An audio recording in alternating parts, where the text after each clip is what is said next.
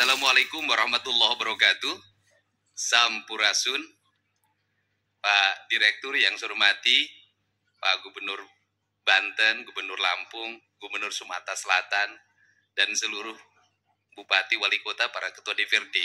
Saya tidak mungkin menyampaikan paparan yang seperti yang tadi sampaikan, tetapi saya ingin ngomong yang hal-hal yang realistis, yang itu akan menjadi harmonisasi dalam efektivitas pemerintahan agar tetap capai tujuan. Pemberantasan korupsi itu kan intinya bahwa negara harus memiliki kehidupan fiskal agar tujuan-tujuan pembangunan tercapai. 1, layanan pendidikan harus meningkat. 2, layanan kesehatan harus meningkat. 3, layanan infrastruktur harus meningkat. Yang keempat, layanan publik lainnya harus meningkat, termasuk layanan investasi. Saya selalu menyampaikan korupsi itu ada 2, saya bilang. Ada korupsi struktural yang melanggar pasal, diancam dengan pidana, didakwa, dan dituntut. Karena itu merugikan negara. Tetapi juga ada korupsi kultural. Artinya, sesuatu yang dianggap legal, tetapi sesungguhnya merugikan negara. Di mana itu letaknya? Letaknya adalah negeri ini masih kuat inefisiensi. Inefisiensi bukan hanya yang dicontohkan oleh Pak Presiden. Kita melakukan pembenahan terhadap seluruh struktur anggaran. Tetapi realitasnya pertama adalah bahwa efektivitas pembangunan akan berjalan apabila ada kesetaraan. Di mana letak kesetaraannya? Pertama, kita realistis saja. Hubungan percepatan pengelolaan anggaran yang diajukan oleh pemerintah daerah kepada DPR. Di mana problemnya?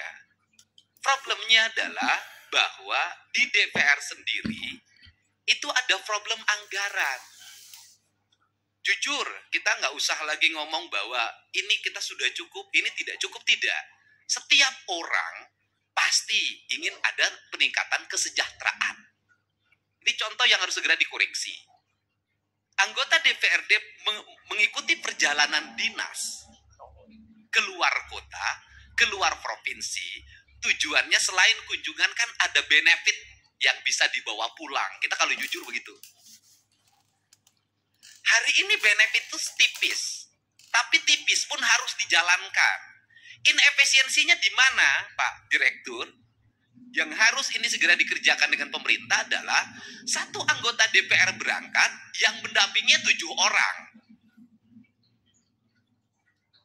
Sudah habis 7 tiket pesawat, 7 tiket kereta api, 7 kamar hotel. Dapatnya 500.000. Dikumpainya itu. Bagaimana ini? DPR itu beranggapan, kok kita tidak setara dengan DPR RI misalnya. Provinsi Kabupaten. DPR RI itu jelas. Nah, sehingga di DPR RI, ketika menjadi anggota DPR, nggak usah lagi berpikir fokir, saya ngalamin. Gak usah lagi berpikir aspirasi, ngalamin. Karena dari aspek yang kita terima tiap bulan saja, sudah cukup. Nah, anggota DPRD provinsi dan kabupaten, biaya politiknya sama dengan DPR RI.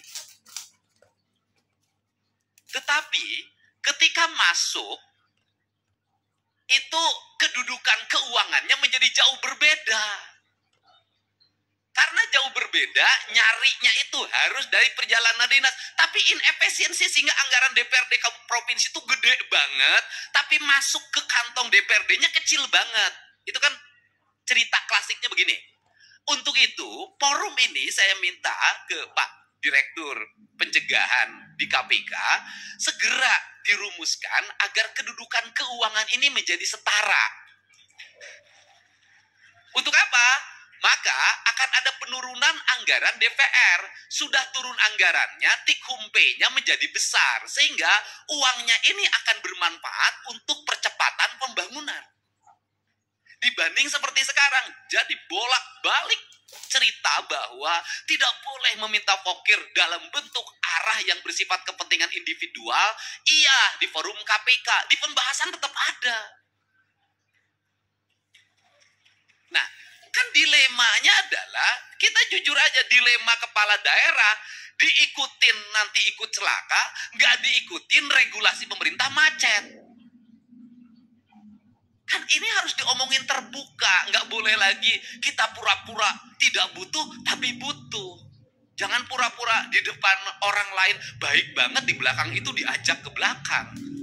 Ini hal yang harus. Untuk itu saya meminta bantuan jajaran pimpinan KPK agar kedudukan keuangan DPRD itu sudahlah, daripada tikumpainya diputerin dulu, nyewa hotel, nyewa pesawat, langsung saja honor-honor diberikan berdasarkan rapat-rapat di DPR.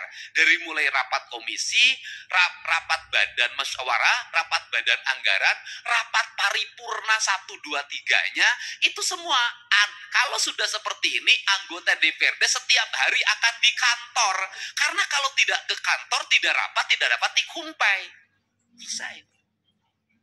Setelah itu ekonominya berputar lokal di daerah itu, tidak lari keluar. Ini kan kasihan daerah-daerah yang dapetinnya dari PBB, parkir, pajak restoran, yang kecil-kecil dikumpulin, habis itu uang restoran yang dipungut dari restoran kecil dipakai makan di restoran berbintang di kota besar. Ini harus segera dibenahin kalau negeri ini ingin baik. Nah, kelemahan dari DPRD, provinsi, dan kabupaten tidak bisa membuat aturan sendiri.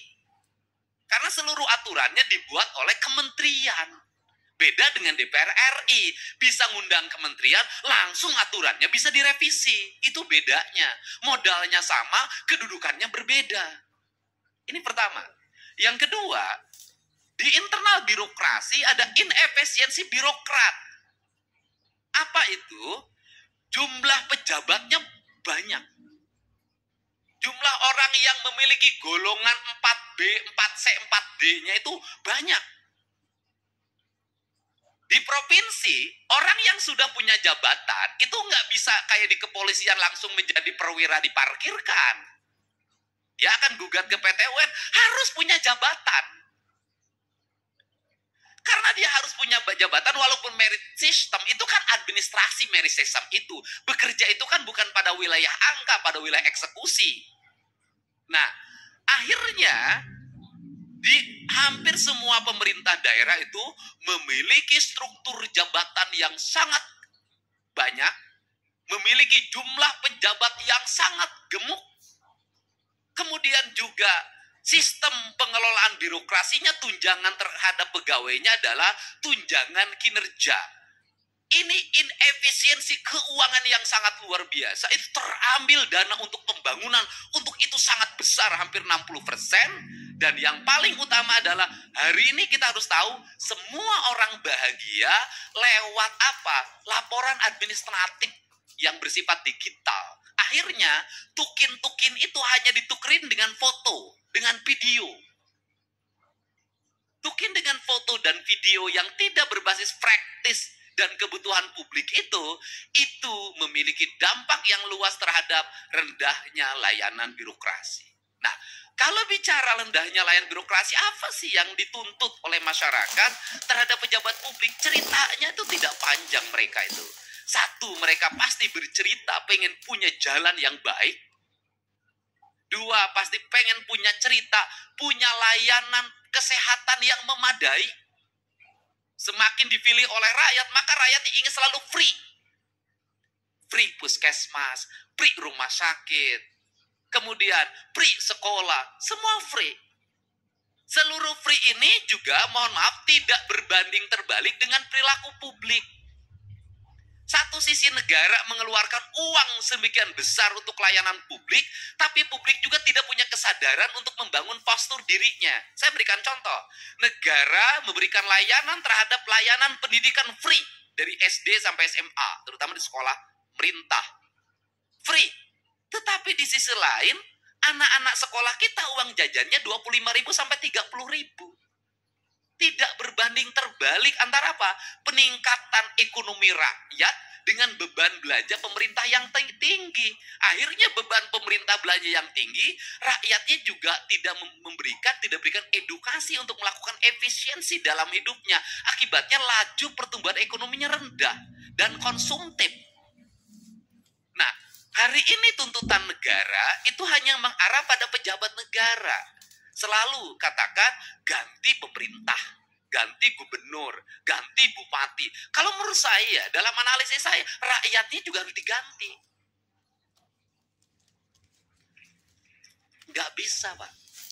Model pendekatan warga seperti hari ini, apalagi model pendekatan media sosial yang saya jalani dan saya lihat, nggak bisa jadi pemimpinnya kalau tidak memiliki tangan besi. Publiknya juga harus diedukasi. Bukan hanya pejabat publiknya, bukan hanya anggota DPR-nya, publiknya harus diedukasi. Saya berikan contoh, misalnya pelaporan ke KPK. Saya sampaikan ke Pak Direktur, apakah murni didasarkan pada orang yang konsen pada pada korupsi? Tidak. Kebanyakan orang yang tidak terpuaskan kalah tender, lapor KPK. Kalau menang nggak lapor. Anaknya tidak diterima di SMA negeri. Pakai kata BLC, langsung besoknya bongkar korupsi kepala sekolah. Nah, hari ini saya sampaikan ke Pak Direktur, korupsi bisa terjadi di desa. Kenapa? Setiap hari kepala desa didatangin orang yang mengaku ormas, orang yang mengaku LSM, orang yang mengaku wartawan. Itu sekali datang 10 orang, cepet itu dikasihnya. 1 juta itu kepala desa sehari. Kemudian di kabupaten, kalau bupati, wali kotanya nggak tahan, pasti banyak orang yang mengaku A, mengaku B, itu melakukan tekanan dan nyari salah. Kemudian setelah itu dia bergaining, dapat jatah di kerjasama A, kerjasama B, kerjasama C. Nah, ini yang jadi problem adalah Pak Direktur, gubernurnya punya daya tahan, misalnya, para bupatinya punya daya tahan, tapi kepala SKPD-nya itu belum tentu punya daya tahan. Kenapa? Gubernur enak, SKPD-nya tinggi, Pak, jauh jaraknya ke masyarakat. Kalau bupati wali kota, itu dekat ke tetangganya, didatengin tiap hari, pusing, akhirnya dilayanin. Jadi pemerintah ini yang terjadi di Indonesia hari ini adalah semakin dia strukturnya makin rendah, tingkat resikonya makin tinggi, sorotan publiknya makin tajam, biayanya makin rendah. Sehingga ini problem yang harus segera dibenahi. Untuk itu, terakhir, apa sih sebenarnya solusi dari ini semua untuk membalik branding publik kemudian agar terarah? Tidak ada jalan lain bagi pemerintah untuk memanfaatkan platform media sosial secara terbuka. Kalau saya nantang-nantangan aja, sudah saja APBD kita di YouTube-kan, di TikTok-kan, di IG-kan, sampaikan detail itu anggaran secara terbuka, kasih gelondongannya, mereka suruh baca sendiri, karena dengan itulah sesungguhnya brand atau trust kepercayaan akan tumbuh. Karena orang Indonesia itu punya tradisi, semakin diceritakan, semakin dijelaskan, maka dia semakin tidak peduli, semakin ditutupi, semakin penasaran. Dan orang Indonesia tuh seneng penasaran. Semakin ditutupi, itu semakin penasaran, semakin diintip. Jadi kalau pintunya dibuka nggak berani masuk orang Indonesia. Tapi kalau pintunya dibuka dikit, orang Indonesia tuh seneng masuk karena ini penasarannya. Jadi itu.